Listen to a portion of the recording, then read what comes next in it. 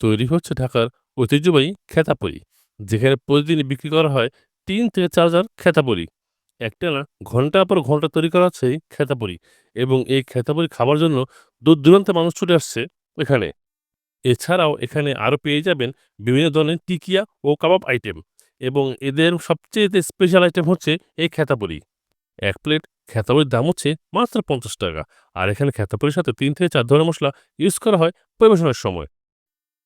তাছাড়া টক ঝাল ২ ধরনের চাটনি একদম ফ্রি। এই খেতাপুরিতে আলু ও চিকেন কিমা ইউজ করে, তাই খেতে অসাধারণ টেস্ট লাগে। আর এই টকের সাথে ভিজিয়ে খেতে তা কি বলবো আর, সত্যি অ্যামেজিং! যা আপনারা একবার টেস্ট করলে বারবার খেতে মন চাইবে।